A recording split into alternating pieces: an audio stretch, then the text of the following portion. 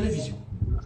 Ouais, donc signé par celui tout à l'heure que je croyais être un journaliste. Je ne vais pas le citer, parce qu'il ne dit pas qu'on le cite, c'est un torchon qu'il a publié sur les réseaux sociaux en parlant de rupture totale. J'espère qu'il va vous appeler. Et qui n'ont changé d'excuses. On va pas s'attarder là-dessus. On va pas s'attarder là-dessus. C'est 1, 2, 3, 4. Information. Alors, il se trouve simplement que le média auquel vous faites allusion est un média qui s'est positionné depuis quelque temps comme un média extrêmement hostile vis-à-vis de nous. Hostile en ce sens que nous les convions régulièrement, nous les convions par le passé à couvrir nos activités du terrain. Nous prenions des dispositions logistiques, financières et même parfois matérielles. Je vous dis pas le nombre de fois que j'ai joué les chauffeurs de ces reporters. Alors nous les transportons sur nos lieux d'activité et jamais, au grand jamais, ils ne relaient ces activités. Mais dès qu'il y a la moindre escarmouche, dès que le PCRN est quelque peu piqué au vif, à ce moment s'organisent des émissions à charge, des reportages à charge, où jamais, mais au grand jamais, la parole n'est donnée aux acteurs de notre formation politique. J'ai régulièrement suivi des reportages ici. On peut vous faire tous les procès du monde, mais au moins vous payez la peine d'équilibrer l'information. C'est ce que nous demandons. La deuxième chose, c'est de plus en plus, certains médias ont le sentiment de rendre service aux acteurs politiques ou à ceux de la société civile ou du monde universitaire. Et imaginons-nous simplement une télévision comme Vision 4 qui n'a pas la possibilité de recevoir sur son plateau des éminences comme celle que vous. Pourquoi tu ne m'as pas demandé? Ailleurs, les experts. J'attends ton email et ton mot de passe. J'ai attendu depuis près de. Pour prendre part à leurs émissions. Donc, cette idée qui veut que les médias aient le sentiment de rendre service aux acteurs, nous avons estimé que ça doit simplement s'arrêter. Et je termine par là. D'où vient-il donc qu'un média ne sait faire que organiser des émissions à charge contre une formation politique? J'ai entendu dire par ce média que c'est lui qui a fabriqué le leader du PCN, l'honorable Cabral Libby. Mais bon sang, dans ce cas, Vision 4 dirait avoir fabriqué des professeurs agrégés qui, de temps en temps, viennent sur ce plateau ou font des chroniques ici. Mais il y a un petit détail que je voudrais donner aux gens. En pleine campagne présidentielle de 2018, le président directeur général de ce groupe de médias, pendant 3 jours, m'appelait 4 à 5 fois par jour. Pourquoi? Parce qu'il me suppliait de peser de tout mon poids pour que le Noir Cabral Libby accepte de venir sur ce plateau. Et pourquoi est-il passé par moi alors que le Noir Cabral Libby, 1 an avant, était chroniqueur dans ce média? C'est bien parce que dès que l'objectif et le mouvement 11 millions de citoyens a été déclenché, derrière Cabral Libby est devenu l'ennemi public. Et dans le même temps, vous voyez quand même les fleurs qui sont faites à d'autres acteurs, je ne veux pas dire à un acteur particulier. À ce moment, vous vous posez la question de savoir effectivement à quoi ce média joue très exactement. Donc, quand ils ont besoin que nous allions meubler leur plateau, ils sont prêts à faire la manche, à supplier pratiquement par la voix de la personnalité la plus autorisée de ce média. Mais lorsqu'il faut rendre simplement les activités, eh bien, nous devenons l'ennemi public. Je ne savais pas que les médias étaient des concurrents des acteurs politiques. Certains estiment que on l'a découvert le reportage qui a été fait sur l'arrivée de Robert Kona, qui est rentré dans son village, à Guidigis, qui vous a poussé à faire cette sortie parce que Equinox est allé à la rencontre et surtout à retranscrire l'information telle que vécue par les faits. Tout le monde a pu apprécier ce reportage qui a circulé sur les réseaux sociaux et une certaine opinion estime que c'est ça qui est à l'origine de votre sortie contre ce média. Je vous sais tellement brillant et intelligent que la question, vous ne l'avez pas posée pour vous, mais vous l'avez posée pour que je puisse expliquer à ceux qui nous écoutent ce qui se passe. Le reportage auquel vous faites allusion date de la semaine dernière. Regardez la note, les téléspectateurs qui nous écoutent, je les envoie regarder la note. La note que je sers au président directeur général du groupe Equinox date exactement du 23 novembre. Or, le reportage date de la semaine dernière, soit 1 mois, 3 jours après. Je rends public une note que j'ai signée le 23 novembre, qui a été déposée au groupe Equinox le 24 sous décharge. Vous allez sur ma page, vous allez voir que j'ai publié et la note et la décharge. La note date du 23 novembre, la décharge date du 24 novembre. On ne peut donc pas me brandir le fait que j'ai écrit au groupe Equinox à cause de ce reportage qui date d'hier et un reportage. Je pense que c'est par confraternité que vous l'appelez un reportage. C'est tout sauf un reportage qui, du début à la fin, dit que il a eu gain de cause, il a repris le parti. Alors, d'où vient-il? Qu'en décembre 2023, vous dites avoir eu gain de cause, alors que l'affaire est inscrite au rôle et que la première audience doit avoir lieu le 4 janvier 2024.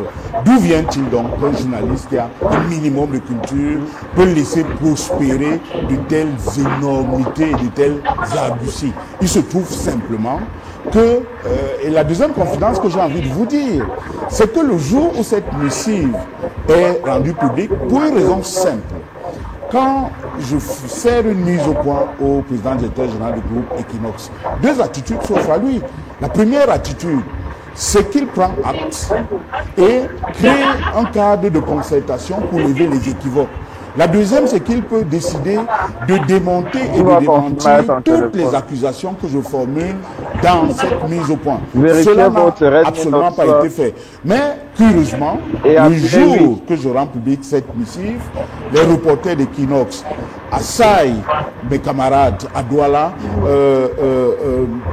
prennent possession pratiquement de mon téléphone. Toutes les 5 minutes, ils m'appelaient pour me faire croire que Souverain Tchouko se serait mis en colère à cause de ce reportage, a organisé une réunion de crise, a servi de demande d'explication, a puni des gens, et que ce jour, enfin, il y a une émission qui est organisée sur ce plateau et que nous sommes enfin conviés à prendre part à ce plateau. Alors vous pouvez comprendre l'espièglerie et même la mesquinerie qui se cache dans cette façon de faire. Nous leur avons dit, désormais, nous dégageons toute responsabilité dans la couverture médiatique de nos activités par ce média qui s'est inscrit dans l'option de créer un tort aux Camerounais, parce qu'en vérité, tout ce que les Camerounais veulent, c'est qu'il y ait équité, y compris dans les affaires médiatiques, parce que les médias ont beau être, pour certains, à capitaux privés, mais ils font d'abord un service, un travail de service public. Or, celui-là, il est dans une manigance, à lui le pareil. Ce n'est pas mon ami Célestin Dramène qui me démentira. Demandez-lui la dernière fois qu'il était sur ce plateau. Merci à vous, Armand Okol. C'était tout simplement pour... Le MINAT et ses collaborateurs. Vous savez que le PCRN a introduit une déclaration de réunion pour tenir son congrès à Kribi il y a quelques semaines, mais que ce congrès n'a pas pu avoir lieu. L'autorité administrative ayant soulevé la notion de risque de trouble à l'ordre public à la suite, n'est-ce pas, d'une note qui a été faite par le fondateur de cette formation politique, Robert Kona, qui estime qu'il y a un certain nombre de choses ou bien d'éléments ou d'engagements qui avaient été pris par Cabral Libi au congrès de Guidigis et qui n'ont pas été respectés. D'ailleurs, on a vu dans un reportage cette semaine sur Equinox Télévision, notre correspondant, dans l'extrême droite de la parole à Robert Kona, qui dit avoir repris la présidence du parti et qu'il annonce pour mars 2024 un congrès du PCRN. Oui, Duval Fangwa, avant de répondre à cette question, je voudrais revenir rapidement sur la première thématique pour rappeler ce que prévoit la Constitution. C'est à l'article 8, paragraphe 2, le président de la République est le commandant en chef des forces armées. Même article 8, paragraphe 10, dit que c'est lui qui nomme aux emplois civils et militaires. Donc en fait, l'armée qui avait fait référence au gré du président de la République uniquement. pas auprès de quelqu'un, pas auprès d'une autre personnalité dans la République. Ok. C'est une précision importante qu'il fallait donner. La deuxième chose importante qu'il faut donner, c'est que cet incident malheureux, on l'a dit, survient dans un contexte très particulier. Très particulier parce que depuis quelque temps, au sein de la République du Cameroun, je dis bien au sein de la République du Cameroun, et je l'ai précisé dans mon exposé liminaire quand j'ai salué les téléspectateurs, vous savez que nous avons des compatriotes depuis 2016 et puis qui ont décidé, qui veulent quitter la République du Cameroun, qui veulent créer un État virtuel qu'ils appellent Amazonie. Donc, quand des incidents malheureux comme ceux-ci arrivent, ça nous rappelle d'autres incidents qui ont donné lieu à des guerres, à une guerre civile, qui n'est pas terminée du tout. C'est pour cela que j'ai insisté par faire un vœu, pour qu'on trouve une solution juste durable dans la guerre que nous connaissons dans le nord-ouest du sud-ouest. Il ne faut pas que l'incident malheureux qu'on a vu suscite, au-delà de la polémique, des appétits dans d'autres régions, dans d'autres départements, des allégeances auprès d'autres rois. Et que, vous savez, aujourd'hui, il y a des camps au sein du pouvoir, des partis de régime qui se combattent. On le voit à travers beaucoup d'affaires. Nous sommes dans une république des scandales. Et c'est la doyenne d'âge de l'Assemblée nationale qui l'avait dit. Il ne faudrait pas que l'incident qu'on a vu soit un autre scandale, parmi d'autres scandales. Et je le dis, je passe dessus et je réponds à votre question maintenant. Joël Fangwa, ce qui arrive au PCR, nous l'avons déjà débattu ici sur ce plateau, moi, à 2 éditions. Oh, ça c'est la 4e édition. C'est la 4e édition pratiquement. Je ne sais pas pourquoi on doit y revenir, mais je commence à comprendre pourquoi on doit insister sur la question. Et notre position est la même, elle n'a pas changé. Nous sommes dans la République. Et la République, c'est la règle de droit. C'est la loi. Il faut respecter la loi. Et il y a eu un congrès au cours duquel il y a eu un bureau exécutif qui a été élu à la personne de Cabral Libye avec tout un exécutif. Et c'est sur la base de cet exécutif-là que cette formation est allée aux élections. À plusieurs élections. Législatives, municipales, régionales. Et les élections ont été validées par les autorités compétentes. Il y a eu des élus au niveau des législatives, il y a eu des élus au niveau des municipales.